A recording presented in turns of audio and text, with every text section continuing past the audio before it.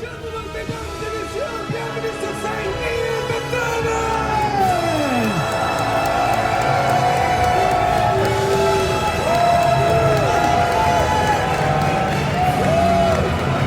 Bon anniversaire.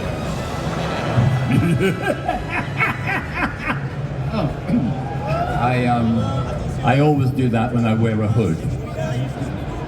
Il fait toujours cette voix quand il a une capuche. Oh, you've got black. You've got a black hood. I've got a white hood. Donc, bienvenue, Ian. Merci. And then as it goes on, you realise this man is being really rather hypocritical. And then by the time we get to imperial status, at the end of Revenge of the Sith, he has gone mad with power.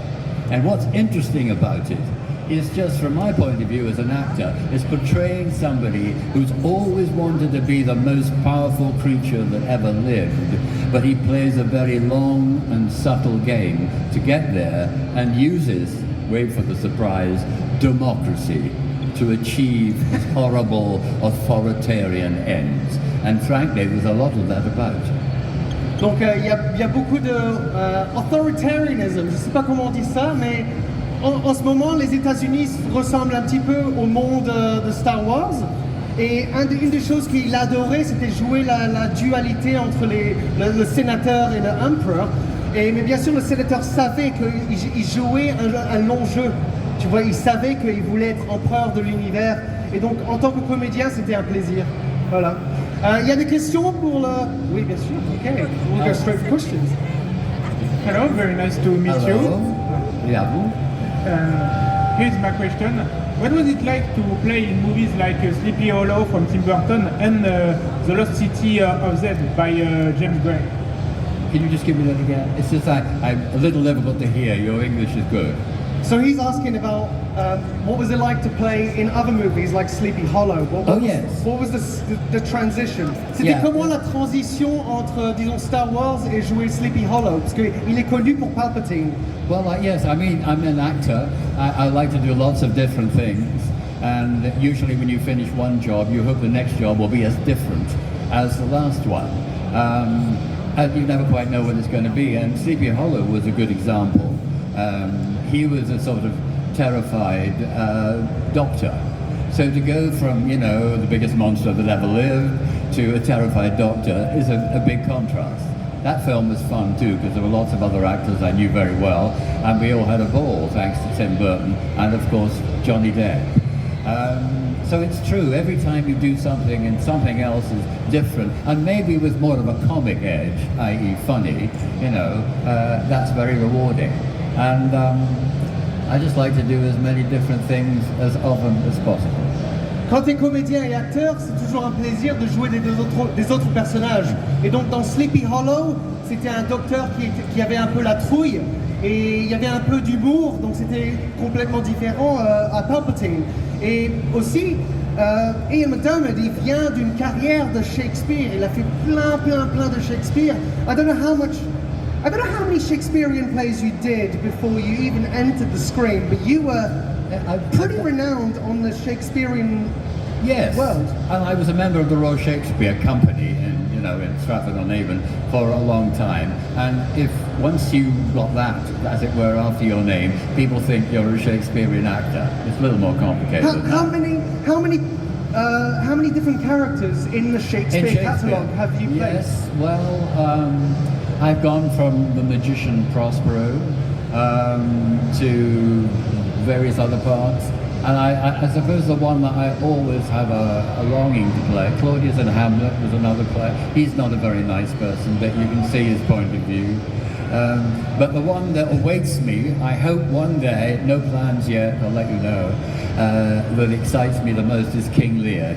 And the thing about that part is he's exactly the age I am now. So I wouldn't have to do any old acting, which is always a good thing when you're acting. But the thing about Shakespeare is, some of you may feel, well, it's a bit daunting, it's a little bit complicated. It's not really, if you get a bunch of good actors, because he writes brilliantly, and the feelings and the thoughts and all of the ideas that you'd have in a contemporary play are there. And I think our job as actors is to make it as real and accessible to you as possible. So if I ever get to do King Lear and you happen to be around somewhere in the United K, come and see it. And if I don't make it accessible to you, I'll give you your money back. Donc il a fait plein de rôles de Shakespeare et bien sûr il y a tellement de diversité. Il a joué Prospero par exemple dans The Tempest et un rôle qu'il aimerait bien jouer, qu'il n'a jamais joué, c'est King Lear. Et King Lear c'est le roi qui perd son empire et après il devient fou. That's right, he loses his empire and then he becomes crazy. Et donc ça c'est un rôle qu'il aimerait bien jouer parce qu'il a maintenant l'âge à jouer King Lear. Et ce qui est chouette, enfin chouette, c'est pas le mot, mais ce qui est super avec le monde de Shakespeare, c'est que c'est contemporaire, en fait. Les thèmes sont universels. Et ça peut être un peu dur à comprendre au début, mais quand tu as des talents, des comédiens talentueux, ouais, ça résonne et ça bouge très beau. Une chose que... Sorry, a thing I would like to ask you then is, I was going to do a little test with you on your Shakespeare knowledge. Je vais le tester sur Shakespeare. Oh no. A little test from As You Like It. "'Tis such fools as you that makes the world full of ill-favoured blank." What am I supposed to do? You have to fill in the blank. Oh, I can't do it, sorry. No? No. Should we skip this whole thing? Let's, shall we? Should we do it? Yes, good. But you know what? This is a gift. This is a gift. All of Shakespeare's insults. Oh, thank you. C'est tous les insultes de Shakespeare. Oh, yes. I'll work on this. Mais yes. It's not, he hasn't just chosen the easy ones. I could die in front of you if you went on with this. Good. I'll look at them at home, and the next time we meet, I'll have every answer. Hey, I wasn't sure. On n'est pas ici pour Shakespeare, donc on va arrêter ça. Mais c'était un petit test. It was a little test. Let's just now transition from Shakespeare. Yeah. Which Shakespearean play is most like Star Wars? I suppose it's hard to answer that question because so many have so much in common with Star Wars' journey, if you think about it. I suppose Macbeth, maybe. That's about a guy who, rather like Anakin, really, who starts off well and good up to a point, but there's always something in him that's not quite right, and they both are, very ambitious. And as Macbeth goes on, and round about middle age, his wife is a very important part in the play, Lady Macbeth. She says, you've got an opportunity now to run the country. All you have to do is to kill the very old, frail king. And if you don't do that now, you'll never be king. So she, in a sense, he's got it in him already, like Anakin, I think. She tempts him to go full throttle to the dark side. And of course, it doesn't end happily, as it very rarely does. It ended happier than most of us thought it was going to for Palpatine, because we thought he was dead, didn't we, after Return of the Jedi. But then, of course, being a very, very clever man, he always had a plan B. So he knew that should he be mortally, but not quite mortally wounded, he would have a way of cutting back. And also he had the best surgeons in the world. So they reconstituted his body, gave him a flying astral wheelchair, and the rest was okay because his mind was as sharp as ever. Macbeth meets an unhappy end, really, but he also deserves it. But the great thing about Shakespeare is you think, well, he probably would have been a good king if he'd been able to go about it in the right way. But once he'd committed a murder, that was the end of it. He couldn't possibly command the respect of a large number of people on a regular basis. So Macbeth, I suppose, is the long answer to your question. Je voulais juste transitionner de Shakespeare à Star Wars. Je voulais juste savoir quelle pièce, thank you, quelle pièce est plus comme Star Wars. Mais en fait, presque tous les épisodes sont des différentes pièces, tu vois. Mais Macbeth, c'est probablement le plus proche parce que c'est une tragédie. Enfin, ils sont presque tous des tragédies, mais voilà. Et donc, so that's good. Quick question about the necessity of evil. Right, so obviously Star Wars is so much about the balance of the universe, and therefore, what really is the difference between Sith and Jedi? If they complement each other, are they not like the yin and yang of one another? And therefore, is Palpatine really that evil, or is he just playing the part that is necessary for balance? That's a really good, sophisticated question. The answer is yes, he's really that evil. But in the whole saga, I mean, George's conception of it, and the great thing about George was he never sort of laid it out, he never conceptualized, he never editorialized. He tried to present you with as entertaining a film as he could muster. But in amongst all that, there's a lot of subtle stuff going on. And we don't really know about the Siths. I mean, maybe one day somebody will make a film about the young Palpatine, and then we'll probably learn a bit more. But we just know that they're an alien force, and they, in general terms, represent evil, and the Jedi, in general terms, represent good.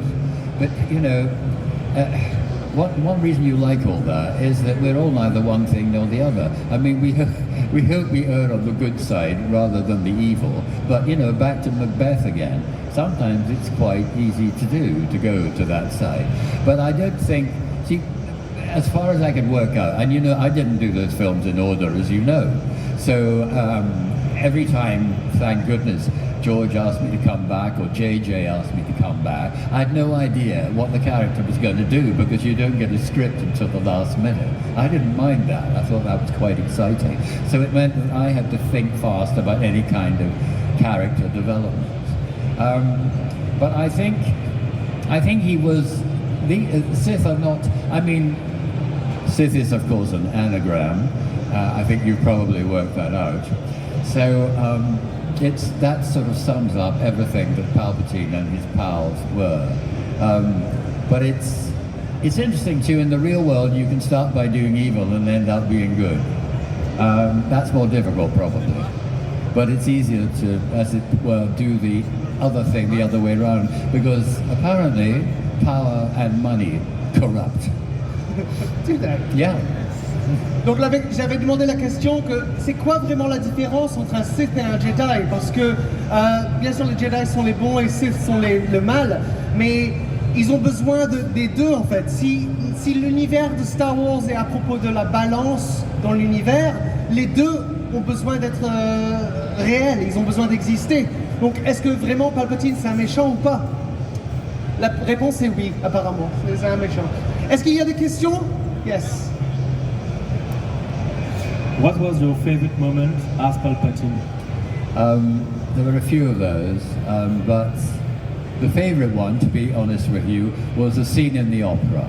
You know, when we were all watching, when we filmed it, we didn't know what we were going to watch. You know, I said to George, what's going on? He said, well, I don't know what's going on. I said, okay, fine. And later on, I discovered it was a squid ballet. I'm kind of glad I didn't know that in advance, but there you are. But the great thing about that scene, there was supposed to be originally in an even bigger office than the ones you'd seen before. And George said, you know, I've had enough of offices, let's go to the theatre. You'll like that, Ian, you know, referencing the previous remarks. So I said, that sounds good. And what was really good about it was, because Anakin and I, we were just on, well, we were like this. I was in your position and he was here, and we were in two simple chairs, not as luxurious as these wonderful sofas. And the opera, as it were, was where you are. And what that means is you can talk to the person you're playing with, like that. And you can also do that while pretending to watch the Squid Ballet. So you can, as it were, feed things into his ear while showing you, the audience, in a way that's not obvious what is really going on. So I was able to do, I thought, two things at once, and that was challenging, but it was very enjoyable. So yeah, that's my favorite scene in all of the movies, and as far as the ones I'm in are concerned. Donc son moment préféré, sa scène préférée dans Star Wars, c'est quand il jouait avec Anakin Skywalker et il parlait subtilement, il disait des choses à Anakin pour essayer de le changer au dark side, mais en même temps, il devait regarder du théâtre. Mais quand il a demandé à George Lucas qu'est-ce que je suis en train de regarder là, George il savait pas. Il dit, je sais pas, il y a quelque chose qui se passe. Et c'était une danse de squids, de pieuvres. Sounds Canamar. French. Yeah. Canamar. Canamar? Ok, une danse de canamar. Mais il savait pas, et il était content qu'il savait pas parce que sinon ça le troublait. Et donc il y avait un petit jeu qui était sympa parce qu'il pouvait se parler avec Anakin et après vous pouvez regarder les canamars. Yeah, I just learned a new word. No. Squid is canamar. C'est formidable. What was your first impression of the world of Star Wars when you first got the script? Yes, well, terrible thing to say.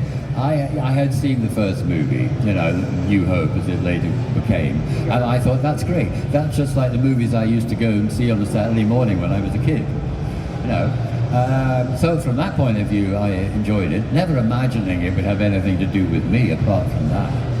But you know, you probably know this, but it's worth tuning again because it's, as far as I'm concerned, it was a kind of miracle. I mean, my agent got a call saying George Lucas wants to meet Ian McDiarmid, okay? So he called me and said, I've just heard that George Lucas wants to meet you. And I thought, well, that's very nice. And there was a car outside, I got in it. I went to the studios, was it Pinewood or was it Elstree? I think it was Elstree. They'd already started the movie. I wasn't allowed to be told what movie it was. And there was George and Richard Marquand, as you know now, the director. And we chatted. I can't remember what it was about. It was about 10 minutes, very polite, nice conversation. He didn't talk about his film, anybody's film, my acting, anybody's acting.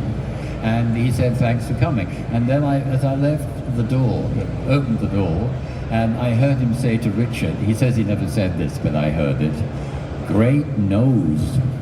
And I think the fact that I had this nose might have been the clincher, but the casting director had also seen me play a very old person in a very intimate theatre. So I guess, don't know, I guess she'd said to George, this guy who's 37 and he can play really old. So George went, get him in.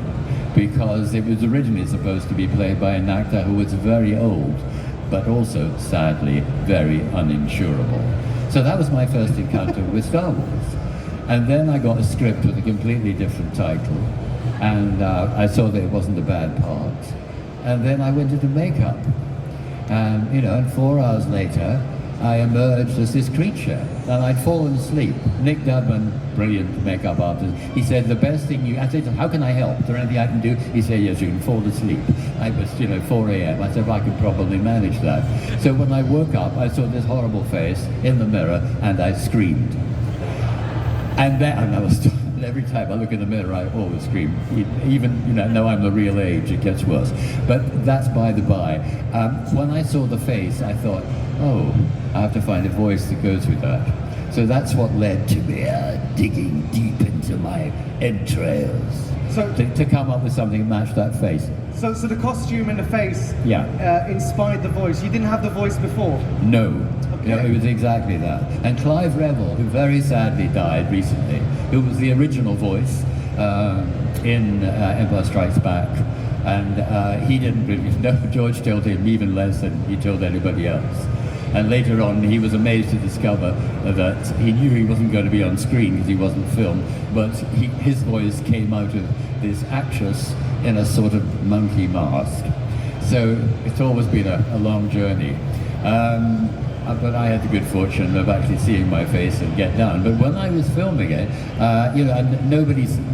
George never gave many acting notes. And anyway, Richard was the director. And I think one of the reasons he'd asked Richard to direct is he didn't feel that he was most useful to actors in telling them, what maybe they should do and, or improve or, cut a bit or, move a bit to the right on set. So Richard was there to do that. And Richard one day said to me, I'm going to give you a tape of Clive Revill's voice. And if you can get your voice close to that, George might let you keep it. Well, I was completely horrified. This was Richard, I guess it was true.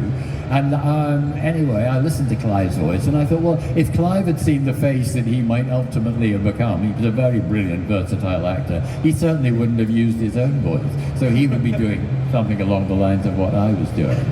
But I didn't really know until we got into the recording studio and dubbed the whole part. Practically all of the films of these big films were revoiced in these days because they couldn't balance the sound.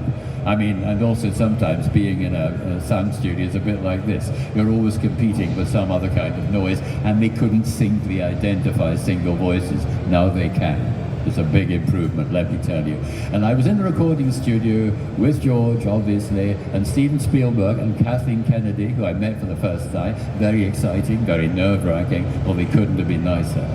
And I started to do it. And Steven sort of said out loud, he didn't really turn to her. He went, "My God, he's so evil!" So I thought, oh, I guess I'm going to keep my voice. So there you are, that's the history of the ultimate history of the voice. And then on, of course, it was a big advantage to have gone down there when I could just sort of talk like me later on.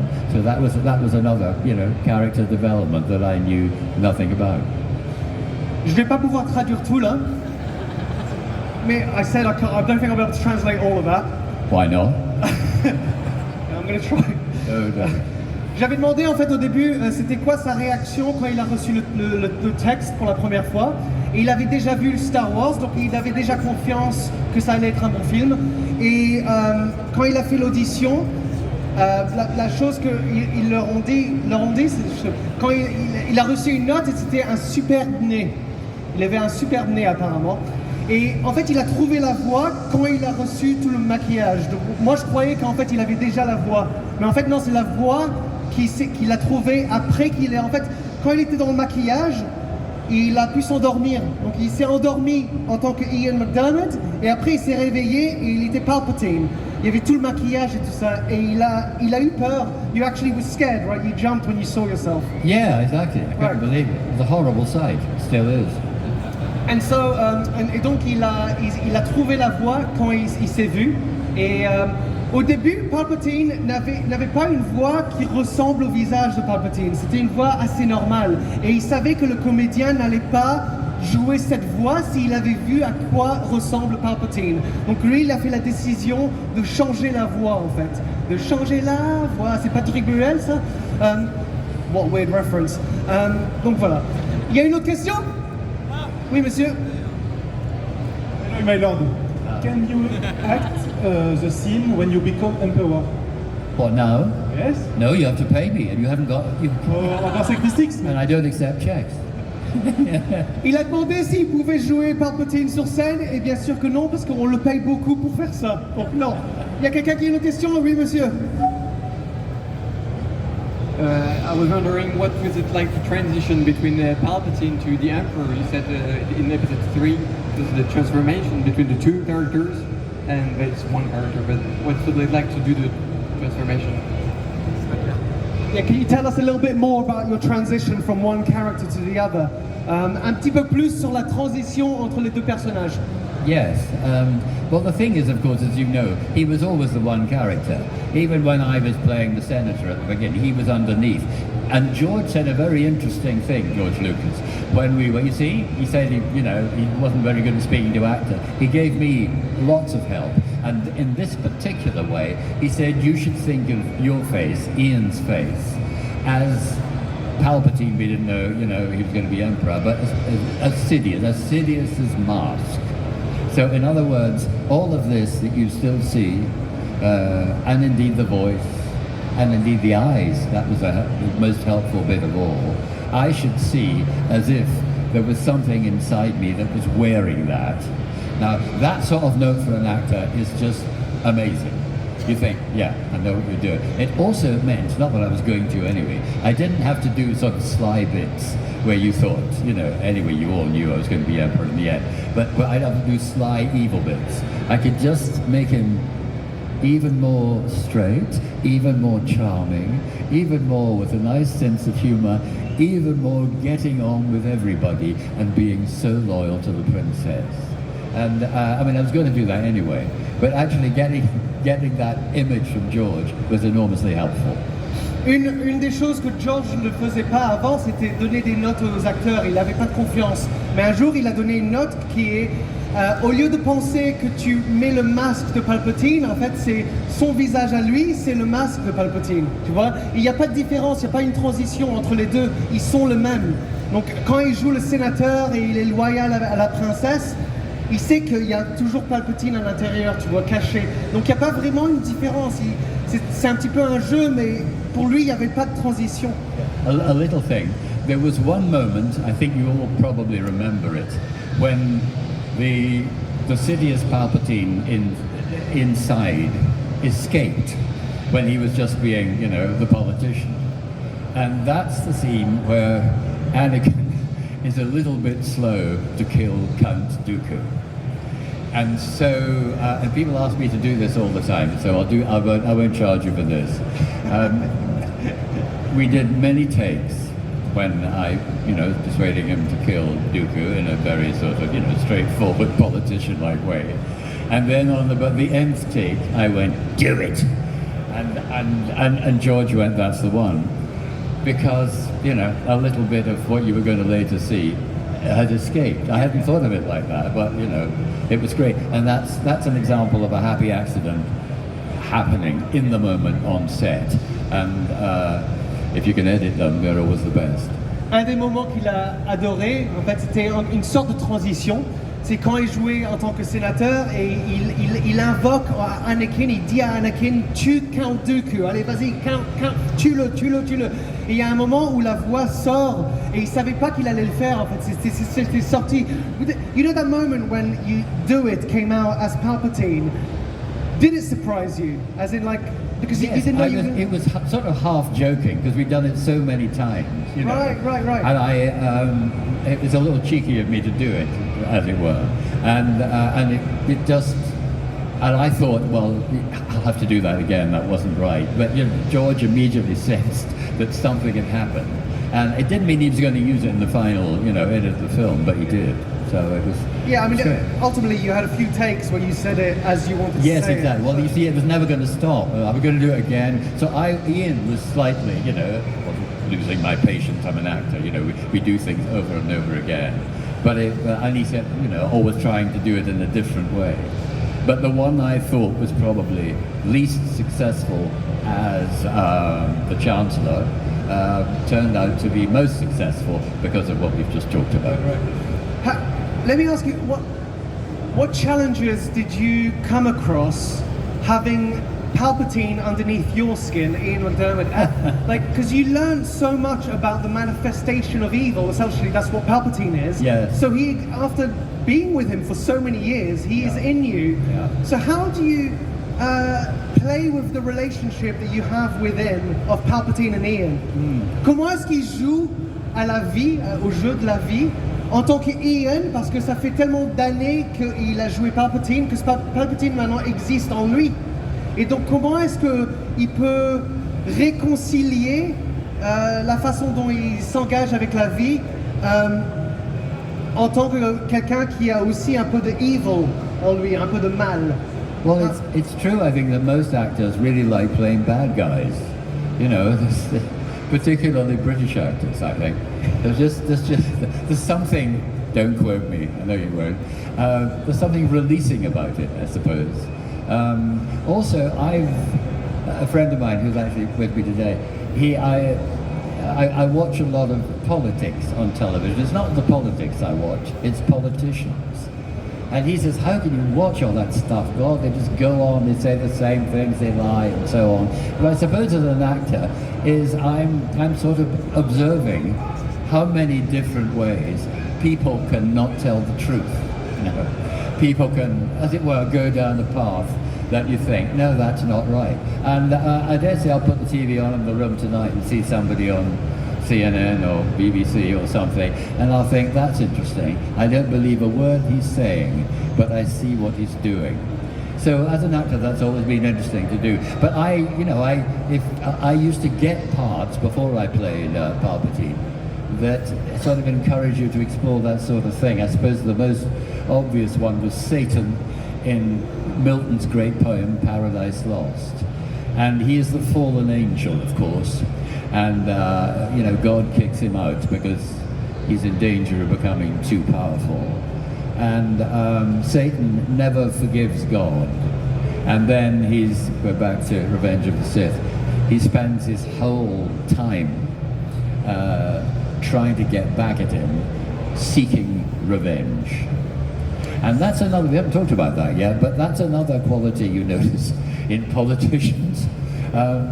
If they haven't got their way and they know certain people have stood in their way, when they do get to positions of power, they stamp them right into the ground. Une des choses qu'il aime bien explorer avec maintenant sa sagesse de ce personnage comme Palpatine, c'est voir les réflexions dans les politiciens autour du monde. La façon dont il trouve des moyens à ne pas dire la vérité. Et il aime bien, en fait, il aime bien voir ça parce que c'est une exploration en tant que comédien de voir comment le mal peut se manifester dans les politiciens et tout ça. Donc I think the word forgiveness means nothing to them. Le mot forgiveness, se pardonner, ça n'existe plus dans leur vocabulaire en fait. A couple more questions and then I believe you're going to have to shoot off. Yeah. How long have you got? I don't know. What time is it? The infinite. You've got. I don't want to disappoint this very long queue of people at the table. It's 1:35. That's okay. Okay, 5 minutes. Whatever. Okay, 5 minutes. Donc, il y a des autres questions. Est-ce que c'est possible de venir un peu plus près parce que je peux. Ouais, passez le micro s'il vous plaît.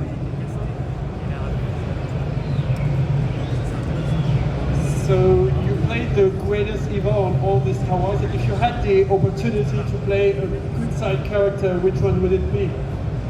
Jesus Christ. No, that's not good enough. I'd only settle for God. I know he is God, but you know what I mean. His dad. Il aimerait bien jouer Jésus ou Dieu.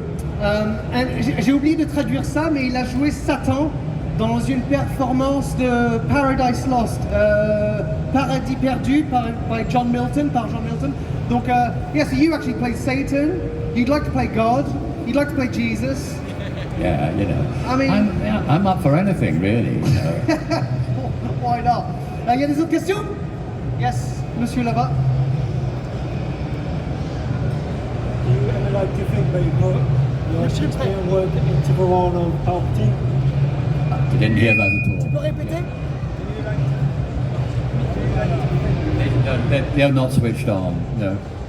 Share it with our friend. C'est quoi la here. question? Yeah.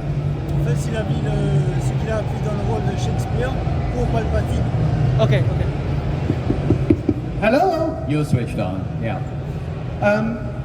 What things from Shakespeare did you learn that you definitely knew would help to create Palpatine? Well, it's back to what I said earlier, really. I mean, you sort of feel with Shakespeare, you know, he was just an ordinary guy from Stratford-on-Avon. You know, he wasn't, he always had a great mind, but he wasn't super educated and everything else. Just every now and again when I see a Shakespeare play, there's a line that stands out.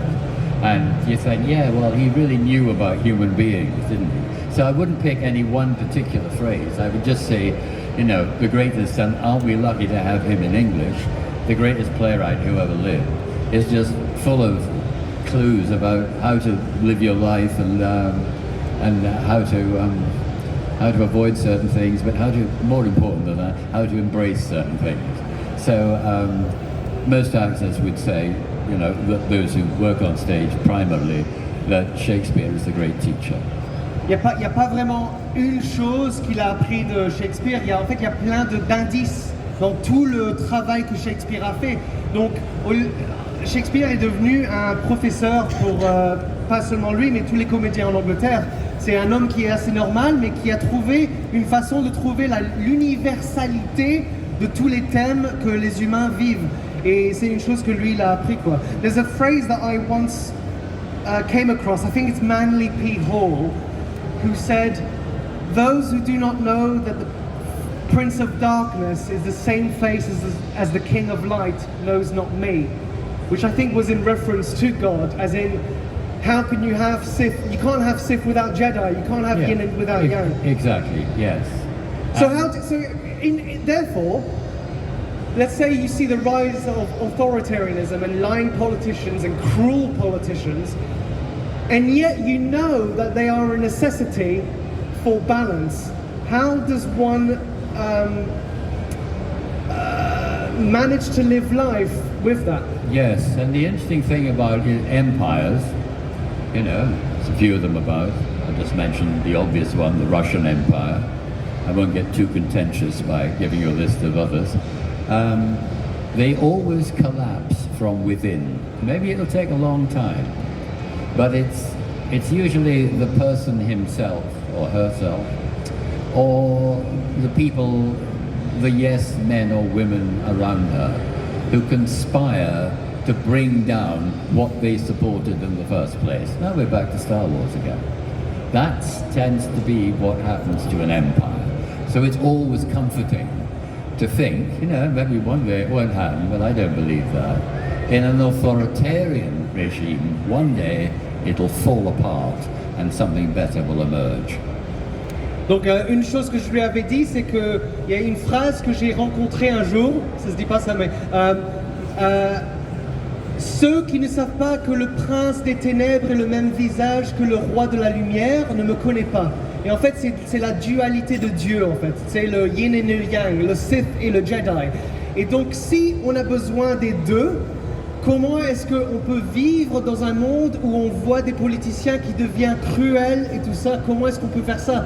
Et il a dit que le fait qu'il a étudié les empires, empires c'est ça, on dit empires, donc le fait qu'il a étudié les empires, en quelque sorte ça lui donne un peu de confort de voir que les choses, c'est comme des vagues, tu sais, il y a des hauts, il y a des bas, il y a des changements de choses, des changements de pouvoir. Bien sûr on ne va pas voir le Sith dans notre monde, nous peut-être, mais c'est une sorte de confort que les histoires que lui fait dans Shakespeare, dans Star Wars, il y a aussi dans nos histoires, et en fait c'est un confort. Yes, I mean, your country is a very good example. All those years ago, the end of the 18th century, it was very bloody, and it took a while, you know, but it got better. Ouais, donc un exemple, c'est l'Empire de la France. Après Napoléon, il a envahi presque tous les pays, il a essayé la Russie, il a perdu. Mais ça, c'était un exemple en fait. Donc la France a perdu beaucoup de gens, c'était une bataille très saignante, ça se dit ça, mais tout d'un coup les choses regrandissent, tu vois, il y a l'hiver et après il y a le printemps, il y a l'été, tout ça, donc c'est des vagues, it's just waves, it's balances of changes. Absolutely, justement. One more question, une autre question et on partit. Oh, yeah, one more. Yeah. One more question, it better be good. Yes. Oui, monsieur. Est-ce que vous avez été bouleversé quand votre personnage est mort dans l'ascension de la force, l'ascension de Skywalker dans l'épisode 9? S'il vous plaît. Très bonne question. Et merci de l'avoir fait en français, comme ça je ne dois pas le traduire. How did you feel about your death in the latest episode? I'm still alive. No, I am in my soul. No, his soul's still alive, it's floating around somewhere. No, I think he's had it this time. But you know, as I said, he had plan B when the first thing happened to him, his horrible injuries. So it would be very difficult to imagine he had a plan C and a plan D after what happened to him, his face and his body, thank you granddaughter, in that film. But you know, there's always the hologram, there's always the screen ghost, so you never know. But I'm not hedging, I don't know because nobody's told me. But then in the Star Wars universe, nobody tells you anything. If, let's say, Palpatine was never to come back, are you happy to put him to rest? Not happy, but no, I think... Would you like to, like... Well, the thing is, you know, when JJ phoned me up and said, we think Palpatine's still alive, okay. What do you think about it? I said, well, I don't want anyone else to play him. So yeah, right. that would probably... One day, I hope that a younger, very skilled, of course, actor does play him in his young incarnation, before he reached 50 or whatever I was, when I was the senator for the first time. Donc il a frimé là, il a dit quand JJ m'a téléphoné, oh, that was so cool when JJ just called me. Yeah, sorry, Mr. Abrams. Oh, He's changing to everybody, not just to us. Donc JJ l'a téléphoné, il a dit qu'il croit que Palpatine est toujours vivant, donc on va voir ce qui va se passer dans le monde de Star Wars, parce qu'il y a toujours des hologrammes et tout ça, et bien sûr l'esprit de Palpatine vit toujours, donc on ne sait pas ce qui va se passer. Palpatine avait déjà un plan B, et peut-être qu'il y a un plan C, mais probablement pas. Mais je crois que Ian, you would like to play Palpatine again, of course. Well, you know, it's been a large part of my life. I wouldn't mind if it was a little part of my approaching death. Oh, that was morbid. Oh, that's beautiful. No, that's good. I like that. Palpatine a fait vraiment beaucoup de parties de sa vie. Et maintenant qu'il approche sa mort, ça serait sympa que Palpatine serait là aussi. Donc voilà. I've got no immediate plans to die, by the way, just in case any false rumors are thinking. Il n'a pas de plan à mourir, donc on verra. Peut-être qu'il y aura le temps de jouer Palpatine. Mais mesdames et messieurs, Ian McDiarmid! Mesdames et messieurs, merci beaucoup.